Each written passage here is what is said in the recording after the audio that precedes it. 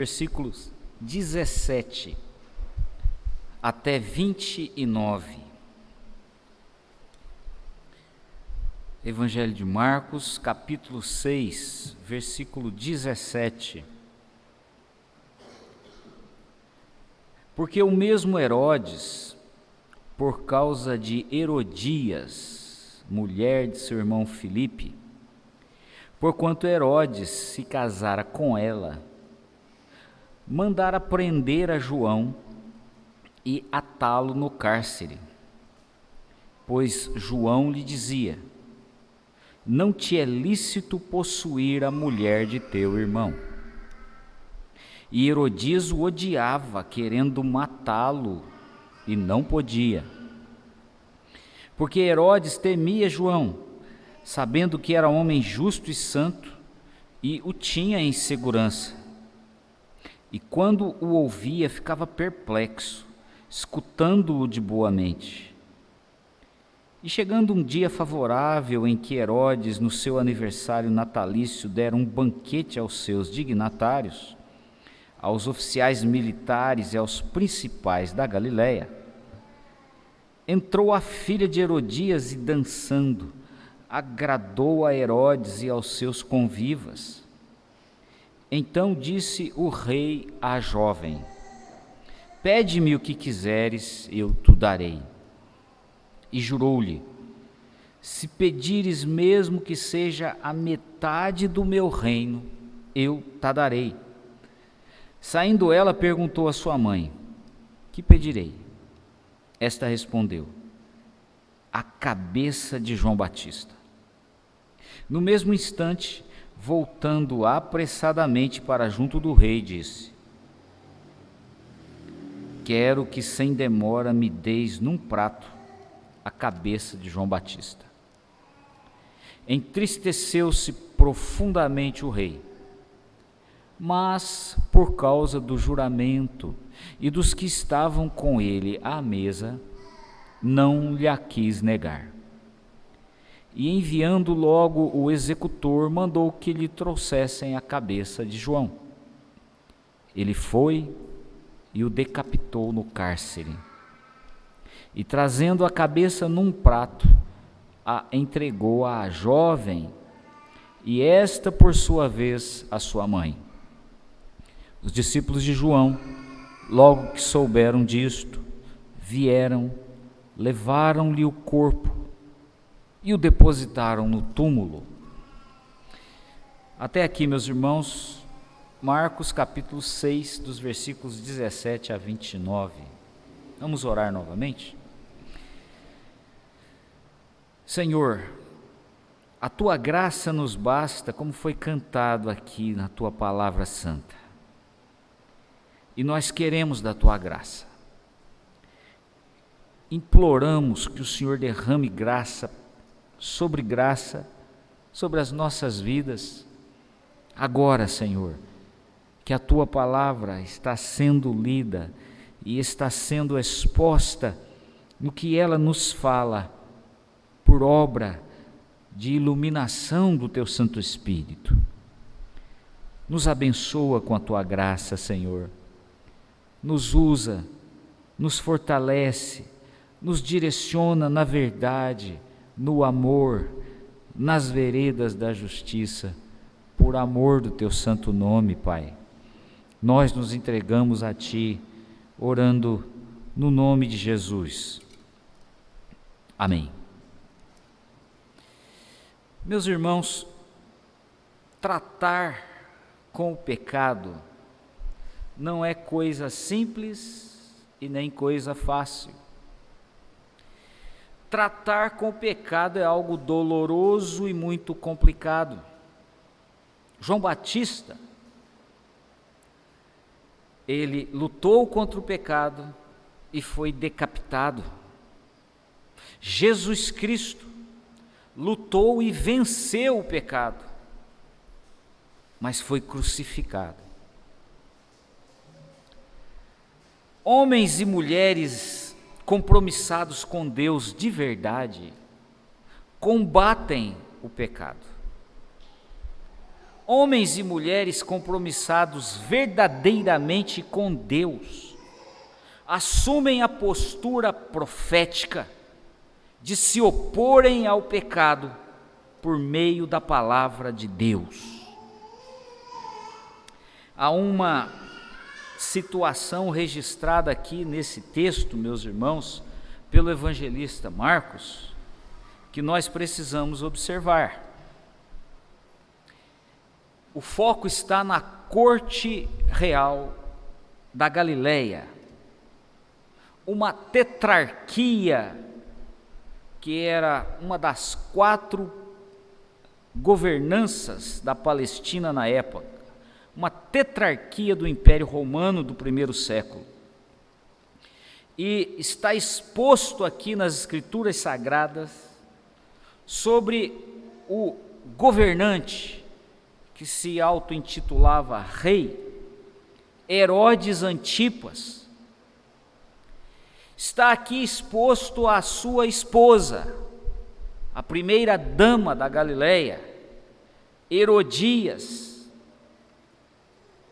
Está aqui diante de nós a filha dessa mulher Herodias e enteada de Herodes Antipas, que segundo o historiador Flávio Joséfo, era Salomé o nome. A corte real da Galileia, cometendo atrocidades, atos criminosos e ilegais por possuírem a condição de poder e de riqueza. Está aqui diante de nós pessoas ricas e poderosas que se sentem acima de qualquer lei, pessoas que fazem suas próprias leis, pessoas que são suas próprias leis. Herodes, o tetrarca, o governante, o rei da Galileia, tomou Herodias, que era a esposa do seu próprio irmão. E isto segundo a lei de Moisés, nos registros do livro de Levítico, no capítulo 18, verso 16, e no capítulo 20, verso 21. Era ilegal quem se casasse com a esposa do seu irmão, enquanto o seu irmão vivesse, cometia perante a lei de Deus o abominável crime de incesto. Incesto está presente na corte real. Herodias, esposa de Herodes, nutria um profundo ódio por João Batista, um homem exótico, como um ermitão, que somente se atentava em pregar a vinda do Messias, chamando as pessoas para o arrependimento com a chegada iminente do Messias. Profeta de Deus, depois de 400 anos de um silêncio profético nas terras de Israel, aparece esse homem com a palavra de Deus nos seus lábios e denuncia o pecado na corte real. Herodias, incestuosa, adúltera em sua maldade, aproveita uma ocasião muito oportuna para assassiná-lo de forma cruel. A corte real, com pessoas poderosas, ricas, acima da lei, fazendo sua própria lei. Aparece aqui a filha de Herodias, uma jovem, que segundo os eruditos, certamente ainda era adolescente, exibe-se, provocando com sensualidade, num banquete, os homens embriagados. Uma garota que visa com seus hormônios, cheia de malícia, excitar os homens, despertar neles o libido, para que ocupe um espaço maior no meio da corte. Uma adolescente com a capacidade de despertar intencionalmente o desejo sexual do próprio padrasto. Intencionalmente desperta no padrasto, o rei, a excitação sexual. E aí, na corte real, um assassinato cruel, cheio de humor macabro, fecha o ambiente dessa cena que o texto nos mostra. A cabeça decapitada de João Batista é exposta numa bandeja, como se fosse o prato principal do banquete. Este é o lugar dos ricos e dos poderosos. A corte real da Galileia, retratada aqui, do que é vil, do que é luxurioso, do que é lascivo, do que é perverso, do que é criminoso, do que é pecaminoso. Está aqui o lugar onde pessoas viviam com arrogância, achando-se acima da lei. Por isso, meus irmãos, é comum que as pessoas sem a palavra de Deus tenham o falso e o ilusório entendimento de que lugares de poder e de luxo desta terra, com as suas extravagâncias e opulências, tornam-se o veículo de ajuda, de libertação e de salvação dos humanos. Quanta tolice! Mas homens e mulheres compromissados verdadeiramente com Deus não alimentam esta ilusão. Ao contrário, meus irmãos, firmam-se no verdadeiro compromisso com Deus, combatendo a arrogância do pecado. A arrogância humana é combatida por homens e mulheres que se posicionam profeticamente com a palavra de Deus. A arrogância humana é desconstruída profeticamente por pelo menos 3 maneiras que agora eu vou passar a compartilhar com os irmãos. Em primeiro lugar, com a denúncia aberta. A arrogância humana é desconstruída pela denúncia aberta. Veja no versículo 18.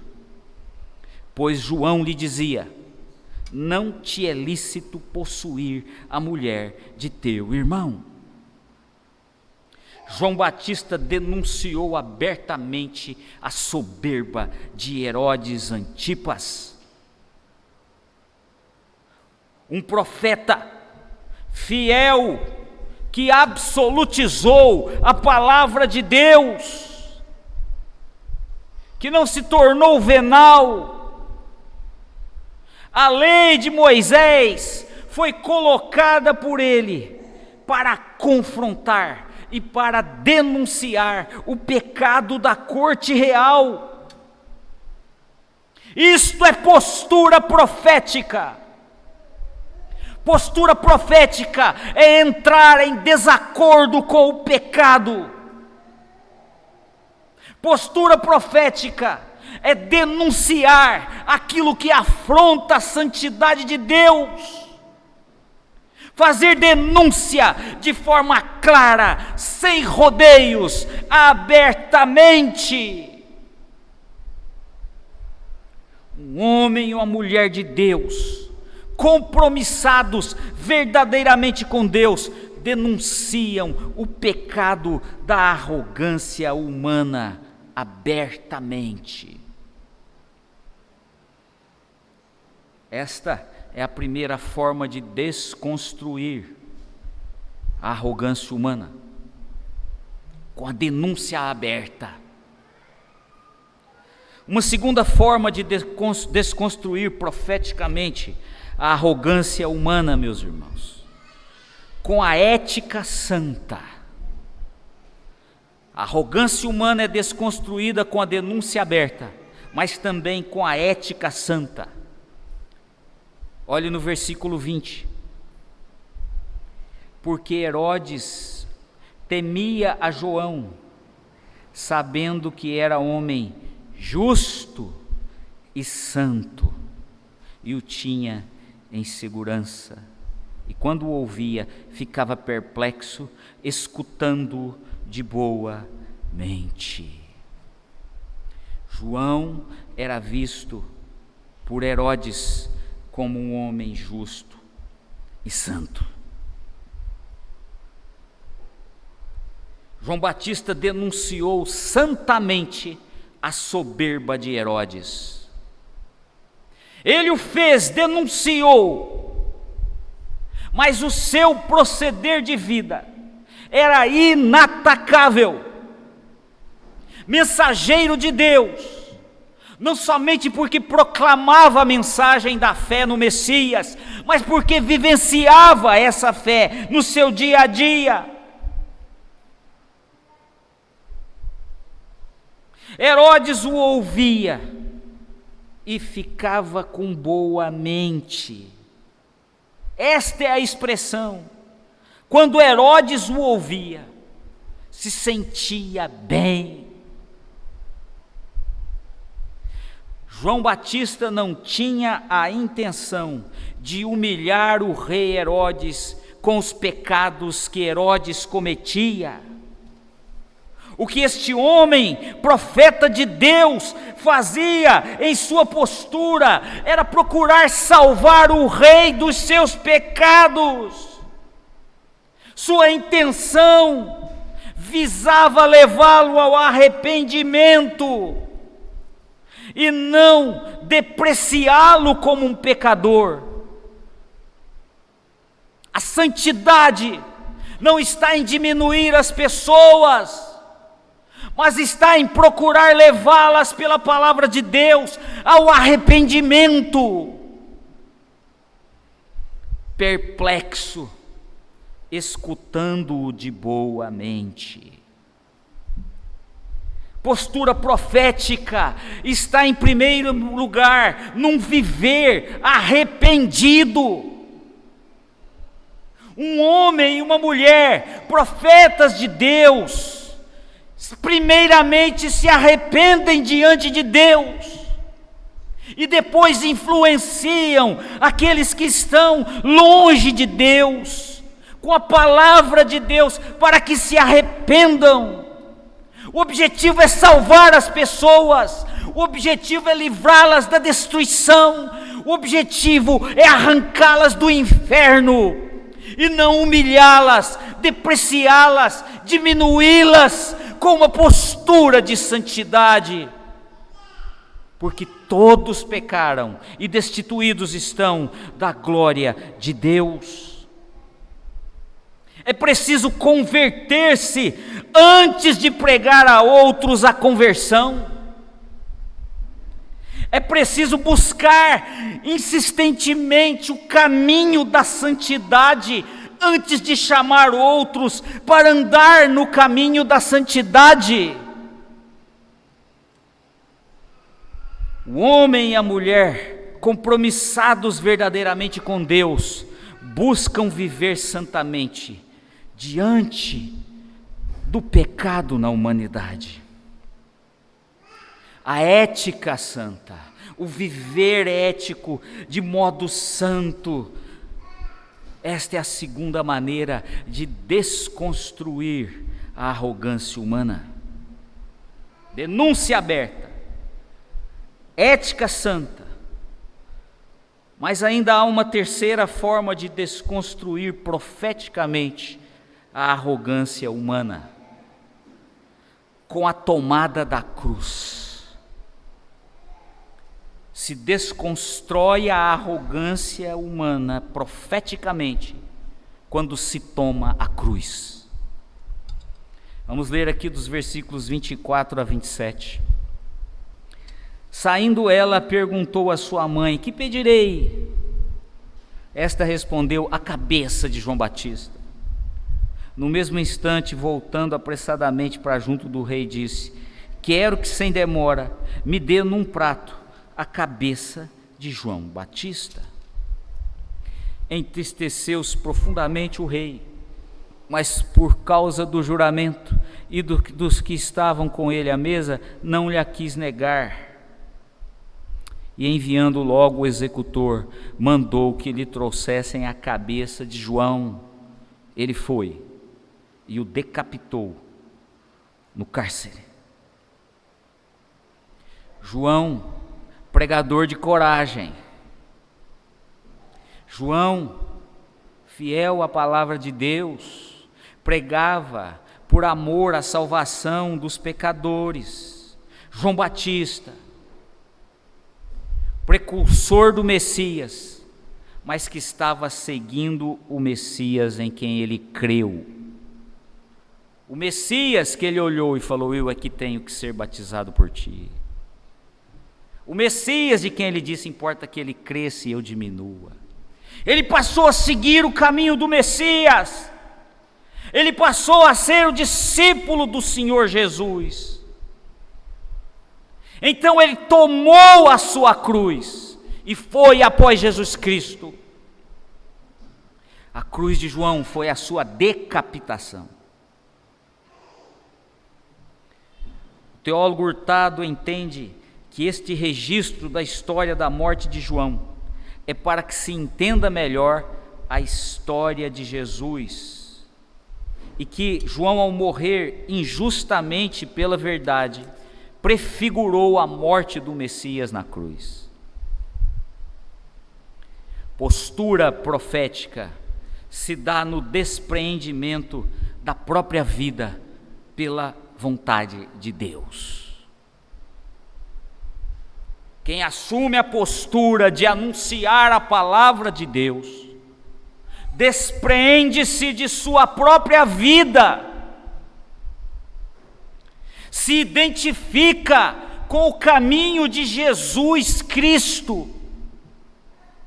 E o caminho de Jesus Cristo nesta terra foi a cruz.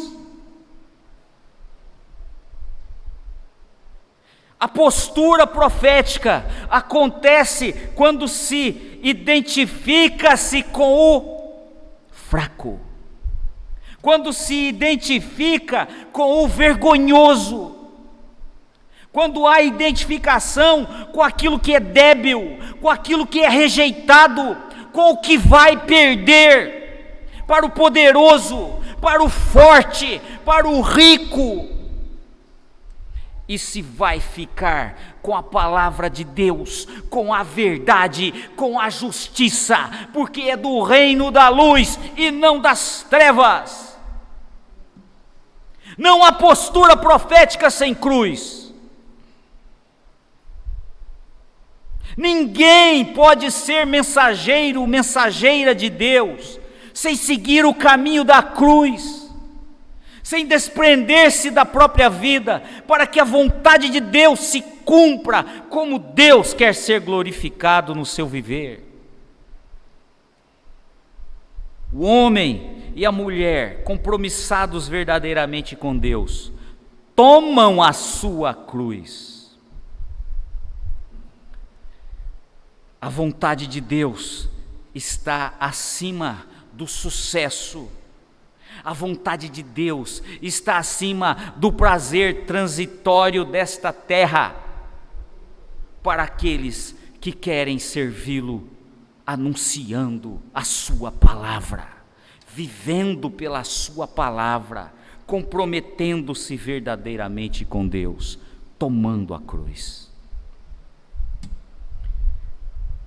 Meus irmãos, a morte de João Batista nos mostra que ser verdadeiramente comprometido com Deus está em seguir a vontade de Deus, do lado da verdade e do lado da fidelidade à sua palavra. Grandezas humanas, bem-estar nesta terra, ficam em segundo plano para quem se compromete verdadeiramente com Deus. A glória de Deus, a santidade de Deus, a vontade de Deus tem que falar mais alto para quem de fato se comprometeu com Ele. Nosso compromisso com Deus deve ser o nosso compromisso com a nossa cruz. Não é com a cruz do meu irmão, é com a cruz que o Senhor tem para que eu a tome. Compromisso na fidelidade à palavra de Deus vai te levar à tua cruz. Não basta você simplesmente admirar o Mestre. Você tem que ser igual a Ele.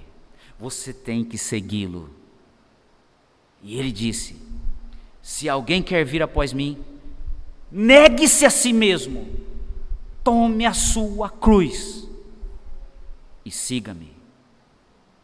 Quem não fizer isso, não é digno de mim. Compromisso no combate ao pecado é um compromisso que nos leva a recusar a arrogância humana. E profeticamente podemos assumir essa postura e podemos desconstruir a arrogância humana. Vamos orar. Se você entendeu a mensagem,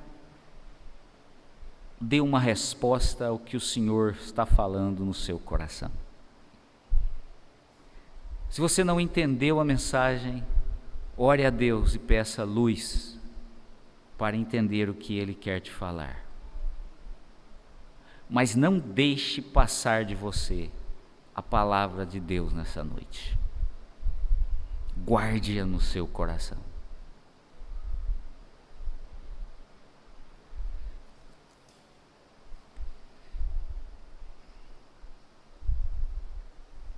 Nosso Deus, o Senhor deu a tua vida por nós na cruz para vencer o pecado. O Senhor ressuscitou. Hoje o Senhor reina sobre tudo e sobre todos, vencedor do pecado e da morte. Enquanto estamos caminhando, Senhor, nesta terra, vamos nos deparar com a cruz. A nossa tendência é admirar os poderosos, os opulentos, os fortes, os ricos, os arrogantes, que fazem de si mesmos sua própria lei. Massacram, humilham, destroem os pequenos, os fracos, os humildes. O Senhor foi um destes na cruz. O Senhor foi pequeno, o Senhor foi fraco, o Senhor foi humilde, o Senhor foi injustiçado na cruz. E nós levamos sobre nós hoje, Senhor, o Teu nome, seguidores Teus,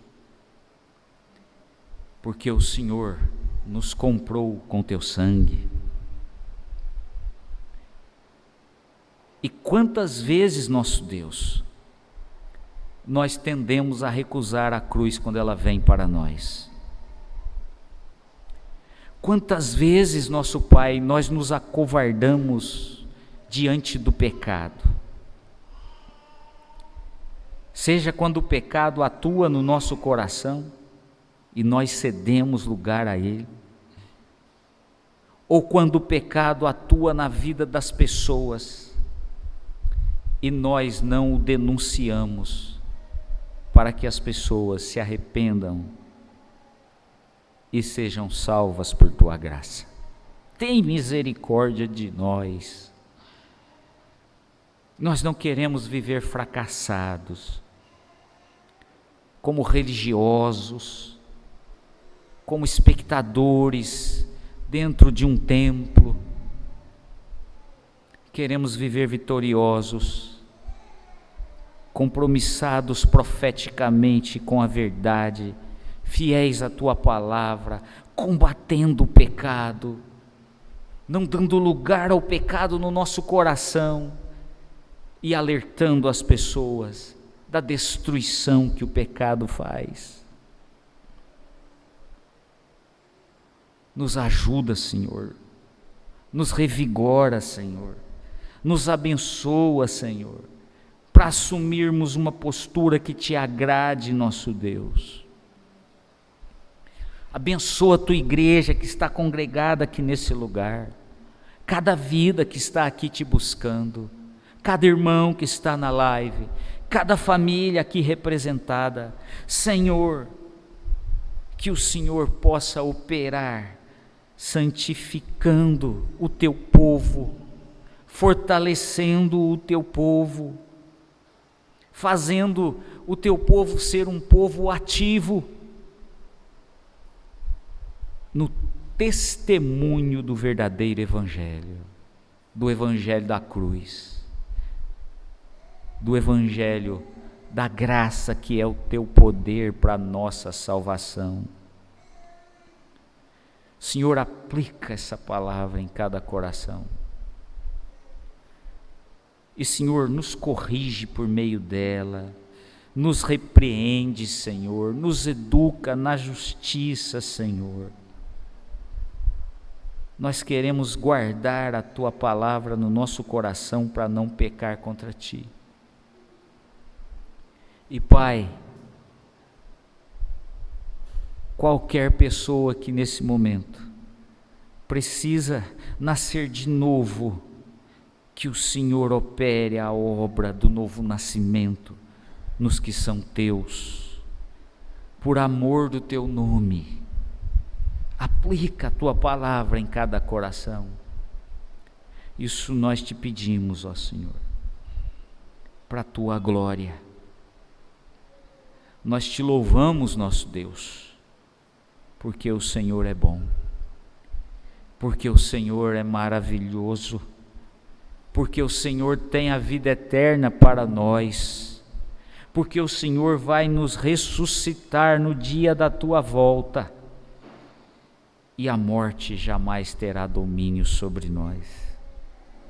Nós te louvamos, Senhor, por tão grande salvação que o Senhor obteve por nós, morrendo na cruz e ressuscitando dentre os mortos. Nós te louvamos, Senhor, porque tu és o Senhor e o juiz dos vivos e dos mortos, e porque o Senhor vai voltar em poder e glória, trazendo o teu reino. Bendito seja o teu nome. Nós oramos e nós nos entregamos a ti, Pai, no nome de Jesus.